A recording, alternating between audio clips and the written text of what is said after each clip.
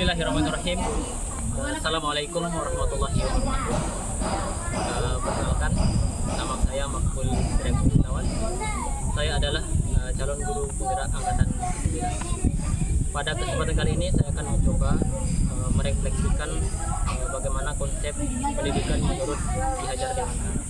Jadi Bapak Ibu tidak lupa saya mengucapkan bagaimana bangganya saya terhadap Ki Hajar Dewantara, bagaimana pahamnya beliau tentang pendidikan, begitu dalamnya pemahaman beliau tentang pendidikan, sehingga apa yang disampaikan oleh Bapak Ki Hajar Dewantara beberapa puluh tahun yang lalu itu sangat kita butuhkan di zaman ini.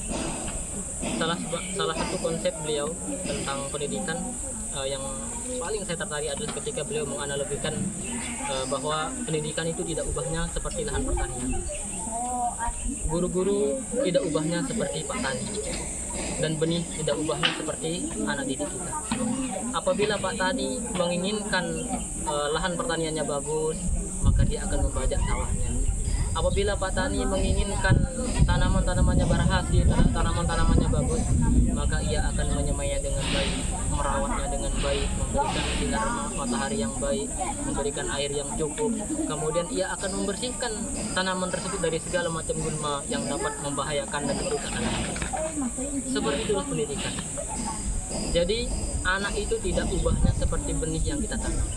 Kita jaga anak-anak tersebut sehingga anak-anak tersebut tumbuh dan berkembang sesuai dengan kodratnya, sesuai dengan kodrat alam dan kodrat zaman. Sehingga anak tersebut lahirlah menjadi anak yang merdeka, anak yang lahir dan batinnya tidak bergantung kepada orang lain, tetapi bergantung kepada kemampuan diri sendiri. Bapak Ibu rekan calon guru penggerak, jadi tidak hanya analogi yang pertama, analogi berikutnya yang sangat luar biasa yang bisa saya tangkap dari apa yang disampaikan oleh Bapak Ki Hajar Dewantara adalah ketika beliau menganalogikan tentang bagaimana kita sebagai pendidik tugasnya hanya sebagai seorang penuntun. Penuntun yang bertugas mengiringi kodrat anak sehingga anak tersebut dapat tumbuh dan berkembang sesuai dengan kodratnya. Ki Hajar Dewantara mengatakan kita tidak akan bisa merubah jagung menjadi padi. Sebaliknya tidak akan bisa kita berubah padi menjadi jagung. Kita akan merawat padi sesuai dengan bagaimana cara kita merawat padi. Dan kita akan merawat jagung sebagaimana kita merawat jagung. Jadi di sini kita sangat banyak sekali mengambil pelajaran bahwasanya anak itu berbeda-beda. Kebutuhan anak berbeda-beda. Kita tidak dapat memaksakan kehendak kita agar anak yang satu harus sama dengan anak yang lain. Tetapi inilah yang dimaksud dengan keberagaman. Sehingga anak tumbuh dan berkembang sesuai dengan kodratnya, seiring dengan kodrat alam dan kodrat zaman. Kodrat alam ini berkaitan dengan di mana tempat anak tersebut berada.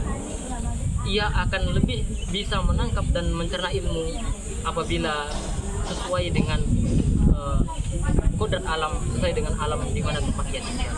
Tidak sama perlakuan kita terhadap anak-anak di Sumbawa dengan anak-anak di Lombok. Kemudian juga tidak akan sama karakter anak-anak Sumbawa dengan karakter anak-anak Lombok. Ini harus bisa kita pelajari.